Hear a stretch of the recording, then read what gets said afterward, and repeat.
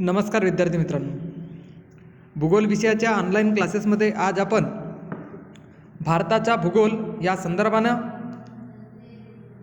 भारतीय जलप्रणाली अथवा नदी प्रणाली यांचा अभ्यास करणार आहोत.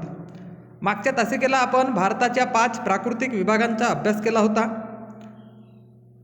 5ही प्राकृतिक विभागांचा अभ्यास केल्यानंतर भारतात आढळणारी भौगोलिक विविधता आणि भारतीय शेती, उद्योगधंदे आणि मानवी विकासाच्या दृष्टिकोनातून भौगोलिक घटकांचा अभ्यास करत असताना नदी प्रणालीला काय महत्त्व आहे याचा अभ्यास आज आपण करणार आहोत.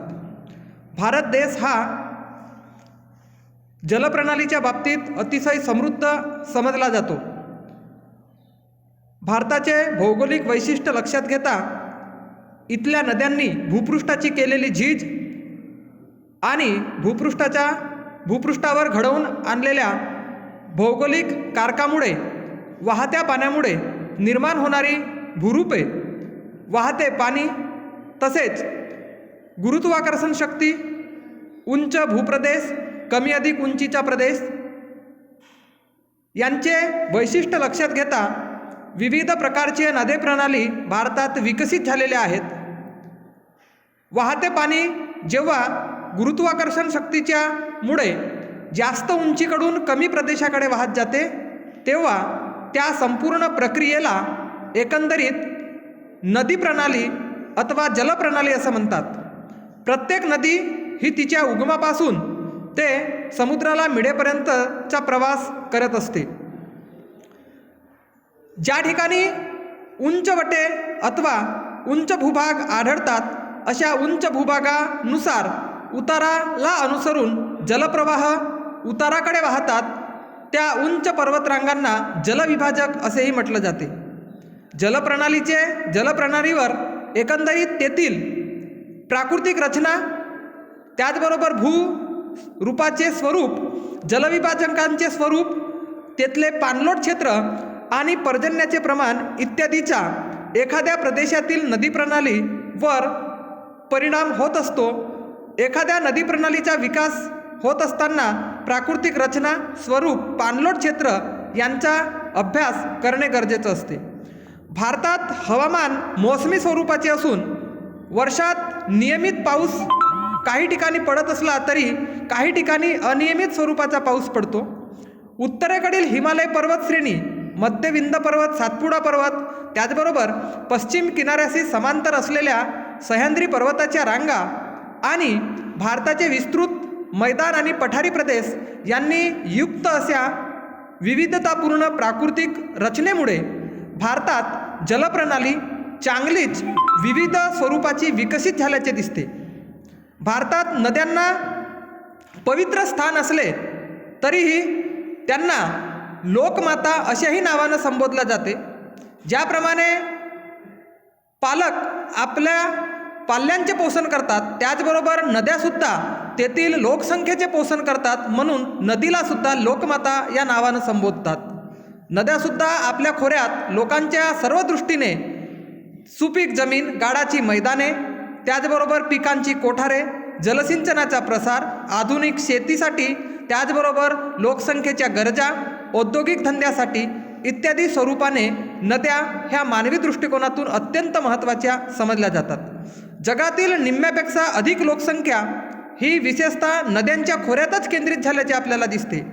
जगातील बहुतेक मोठी शहरे हे नद्यांच्या अथवा त्रिभुज प्रदेशांच्या जवळ निर्माण झाल्याचे उदाहरणं आपल्यासमोर आहेत. शेती आणि उद्योगधंद्याबरोबरच मानवी दृष्टिकोनातून व्यापार, दुग्ध व्यवसाय तसेच तृतीय श्रेणीच्या व्यवसायांसाठी सुद्धा नदी प्रणाली अत्यंत महत्त्वाची समजली जात असतो. भारतात 2 प्रकारच्या नदी प्रवाह प्रणाली आढळून येतात. यामध्ये एक आहे पर्वतीय प्रदेशातून वाहणाऱ्या नद्या आणि दुसरं असते की पठारी प्रदेशावरून वाहणाऱ्या नद्या. भारतीय नदी प्रणाली बंगालच्या उपसागराला मिळणाऱ्या नद्या आणि अरबी समुद्राला मिळणाऱ्या नद्या अशा 2 स्वरूपात सुद्धा विभाजन केले जाते. हिमालयात काराकोरम पर्वतातून मध्य भारतात विंध्य पर्वत, पश्चिम घाट हे प्रमुख जलविभाजक असून इथूनच नद्यांचे उगमस्थान निर्माण झालेली आहेत. या दोन वैशिष्ट्यापैकी हिमालयातील उगम पावणाऱ्या नद्यांची वैशिष्ट्ये आणि द्वीपकल्पीय पठारावरील उगम पावणाऱ्या नद्यांची वैशिष्ट्ये हे दोनही आपल्याला भिन्न स्वरूपाची आढळतात. हिमालयातील नद्यांचे नदी प्रणाली क्षेत्र हे द्वीपकल्पीय पठारी भागातील नदी प्रणालीपेक्षा जास्त मोठे आहे. हिमालय पर्वताच्या उत्थापनाबरोबर नद्यांनी आपला प्रवाह मार्ग कायम ठेवून उत्खननाचे कार्य मोठ्या प्रमाणात निरंतर चालू ठेवले आणि नद्या दऱ्यांचा विकास वाढतच गेला. हिमालयाच्या सुस्पष्ट आणि वळणभूमी स्वरूपावरून सातत्याने सखोल स्वरूपाचे खनन कार्य मोठ्या प्रमाणात वाळू आणि मातीचे संचयन होत गेले आणि हिमालयन नद्यांना पावसामुळे आणि उन्हाळ्यात बर्फाच्या वितरणामुळे पाणी पुरवठा होत राहिला आणि हिमालयातील नद्या बारमाही स्वरूपाच्या निर्माण झाल्या. त्याच दृष्टिकोनातून द्वीपकल्पीय नद्यांची वैशिष्ट्ये जर आपण बघितली तर द्वीपकल्पीय नद्या ह्या हिमालयीन नद्यापेक्षा उथळ खोऱ्यातून वाहतात. बऱ्याच अंशी खननाचे कार्य कमी स्वरूपाचे झाले असल्याने पठारी प्रदेशावरील अथवा द्वीपकल्पीय प्रदेशावरील नद्या लांबीने, रुंदीने आणि खोलीने हिमालयीन नद्यांच्या तुलनेत कमी आढळतात. मान्सून काळात या नद्या दुथडी भरून वाहतात, परंतु अनेक ठिकाणी पूरही येत असतात. उन्हाळ्यात नद्या कमी जास्त प्रमाणात कोरड्या असतात. साहजिकच जलसिंचनासाठी पाणी कमी प्रमाणात उपलब्ध असल्याने पठारी प्रदेशातील नद्यांना विशेषतः पूर अथवा पाणी पुरवठ्याची साधने अपुरी असतात. नद्यांचे खडकाळ तळ, पठारावर गाळाचा अभाव यामुळे नद्यांनी फारसी नागमोडी वळणे प्राप्त होत नसल्याचे दिसते. हिमालयीन नदी प्रणालीमध्ये विशेषतः ज्या ज्या नद्या उगम पावतात आणि त्या नद्यांची उगमस्थाने, क्षेत्र, त्यांच्या उपनद्या, वाहण्याचे प्रवाह यांचा एकंदरीत अभ्यास करत असताना हिमालयीन नदी प्रणालीमध्ये दीर्घकालीन उत्क्रांती प्रक्रियेमुळे विकसित झालेल्या सिंधू, सतलज, गंगा, यमुना, ब्रह्मपुत्रा या नद्यांचा प्रमुख समावेश होत असतो.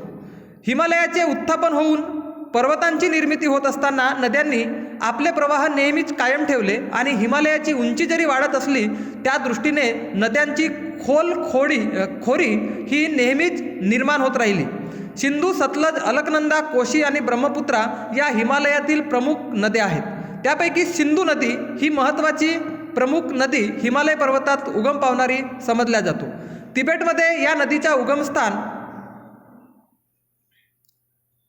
तिबेटमध्ये असून समुद्रसपाटीपासून 5000 मीटर उंचीवर अगदी कैलास पर्वतातील हिम नदीपासून मानसरोवराजवळ सिंधू नदी उगम पावते. ही नदी आग्नेयेकडे वाहत जातो आणि शेवटी जम्मू काश्मीरच्या दिशेने जम्मू काश्मीर या राज्यात प्रवेश करून 709 किलोमीटर वाहून पाकिस्तानमध्ये शिरते. भारतामध्ये सिंधू नदीचे पाणलोट क्षेत्र 1,17,744 किलोमीटर आहे. त्याचबरोबर जम्मू आणि काश्मीरमध्ये शोक, शिगर आणि गिलगिट या उपनद्या सिंधू नदीला येऊन मिळतात. त्याचबरोबर झेलम नदी जम्मू आणि काश्मीर राज्यात उगम पावते आणि काश्मीरच्या खोऱ्यातून वुलोर सरोवरातून वाहत जाऊन पाकिस्तानमध्ये ती सिंधू नदीला विलीन होतो. भारतात ती सुमारे 400 किलोमीटर अंतरापर्यंत वाहून झेलम नदीच्या जलविद्युत शक्तीसाठी अथवा निर्मितीसाठी, जलसिंचनासाठी सुद्धा उपयोग केला जातो. दुसरी सिंधू नदीची उपनदी म्हणून चिनाब नदीचा उल्लेख केला जातो. चंद्रा आणि भागा या दोन नद्या संगमानंतर एकत्र येतात आणि त्यांनाच चिनाब या नावाने ओळखलं जाते. जम्मू आणि काश्मीरमध्ये ही नदी वाहत जाऊन पीर पंजालच्या पर्वतांना ओलांडून ती मैदानी प्रवेशात प्रवेश करते आणि सुमारे 1800 किलोमीटर भारतात अंतर कापून ती सिंधू नदीला पाकिस्तानमध्ये जाऊन मिळतो. तिसरी उपनदी म्हणून रावी नदीचा उल्लेख केला जातो. ही हिमाचल प्रदेशातून कुलू पर्वतात रावी नदी उगम पावते आणि भारतात तिची लांबी 725 किलोमीटर आहे. त्यानंतर महत्त्वाची नदी जी आहे उपनदी म्हणून उल्लेख केला जातो, जी म्हणजे सतलज नदी. सिंधू नदीची महत्त्वाची उपनदी म्हणून सिंधू नदीचा उल्लेख केला जातो. या नदीचा उगमस्थान मान सरोवराजवळ तिबेटमध्ये उगम पावल्याचे दिसते. हिमालयाच्या पर्वतातून वाहून शिवालिक पर्वतरांगा ओलांडून ती शेवटी मैदानी प्रदेशात जातो आणि जगप्रसिद्ध भाकरा नांगल धरण याच सतलज नदीवर बांधला असल्याचे आपल्याला आढळून येते. त्यानंतर हिमालयातून उगम पावणारी महत्त्वाची दुसरी नदी म्हणजेच गंगा नदी. भारतातील सर्वात मोठी नदी म्हणून ज्या नदीचा उल्लेख केला जातो ती गंगा नदी. या नदीने देशाचा जवळपास 25% भूभाग व्यापलेला आहे आणि या नदीखोऱ्यात या देशातील जवळपास 40% लोकसंख्या या नदीखोऱ्यात केंद्रित झाल्याचे दिसते. गंगा नदी जलविद्युत संभाव्यता 1308 दशलक्ष किलोवॅट एवढी आहे. अलकनंदा आणि भागीरथी यांचा संयुक्त प्रवाह जेव्हा देवप्रयाग या ठिकाणी येतो तेव्हा त्याला गंगा या नावानं उल्लेखित केला जातो.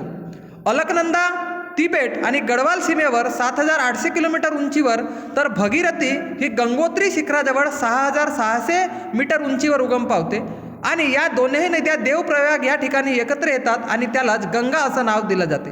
सुरुवातीस ही नदी दक्षिणेकडे वाहत जाऊन हरिद्वारजवळ उत्तरेकडील मैदानामध्ये विलीन होतो. गंगा नदीच्या डाव्या तीरावर रामगंगा, घाघरा, गंडक, कोशी, बुरी, गंडक, बागावती, कोशी अशा उपनद्या येऊन मिळतात, तर उजव्या तीरावर यमुना, सोन, चंबळ, दामोदर या नद्या येऊन मिळतात. गंगेच्या प्रवाहाची लांबी 2071 किलोमीटर असून तिच्या खोऱ्याचे क्षेत्रफळ 9,51,600 चौरस किलोमीटर आहे. या नदीच्या तीरांवर हरिद्वार, कानपूर, अलाहाबाद, वाराणसी, मुगलसराय, पाटणा, कोलकाता ही महत्त्वाची शहरे वसलेली आहेत. या नदीचा जास्तीत जास्त उपयोग हा जलमार्गासाठी केला जात असतो. कोलकाता आणि हल्दिया या बंदरांना या जलमार्गाचा नेहमीच फायदा होत असतो. त्यानंतर यमुना नदी, गंगेची महत्त्वाची उपनदी म्हणून यमुना नदीचा उल्लेख केला जातो. यमुनोत्री येथील हिमनदीपासून यमुना ही उपनदी उगम पावते. यमुनेच्या प्रवाहाची लांबी 1300 किलोमीटर असून तिच्या खोऱ्यांचे क्षेत्रफळ 3,59,000 चौरस किलोमीटर एवढे आहे. भारताची राजधानी दिल्ली, मथुरा आणि वृंदावन ही महत्त्वाची शहरे या यमुना नदीच्या काठावरच वसलेली आहेत.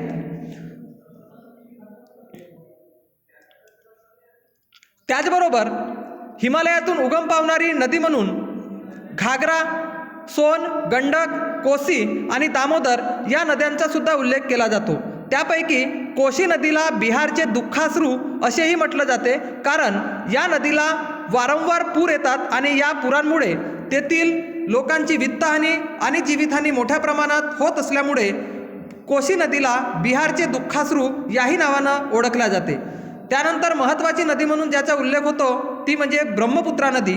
तिबेटमधील मानसरोवराच्या पूर्वेस कैलास सरोवराजवळ सुमारे 5100 मीटर उंचीवर यमयांग या हिमनदीतून ब्रह्मपुत्रा नदीचा उगम होतो. तिबेटमध्ये या नदीला सोंगऱ्या असे म्हटलं जाते, तर आसाममध्ये या नदीला दिहांग असे नाव दिले आहे. गंगा ब्रह्मपुत्रेच्या अनेक वितरिका बांगलादेशमध्ये आढळतात. बांगलादेशमध्ये ब्रह्मपुत्रेला यमुना याही नावाने ओळखल्या जाते. पुढे आसाममध्ये ती 720 किलोमीटर वाहत जाऊन रंगपूर जिल्ह्यातून दक्षिणेकडे 240 किलोमीटर वाहतो आणि बंगालच्या उपसागराला जाऊन मिळतो. सेलारी, तुहिल, तिस्ता, दिमांग, मानस या ब्रह्मपुत्रा नदीच्या उपनद्या आहेत. ब्रह्मपुत्रा नदीची एकूण लांबी 3000 किलोमीटर आहे. भारतात या नदीच्या प्रवाहाची लांबी 885 किलोमीटर असून तिचे पाणलोट क्षेत्र 6 लाख चौरस किलोमीटर एवढे आहे. त्यापैकी भारतात 2,40,000 चौरस किलोमीटर क्षेत्र हे भारतात आहे. अशा प्रकारे हिमालयातून उगम पावणाऱ्या गंगा, त्यानंतर सतलज, ब्रह्मपुत्रा या महत्त्वाच्या नद्या आहेत.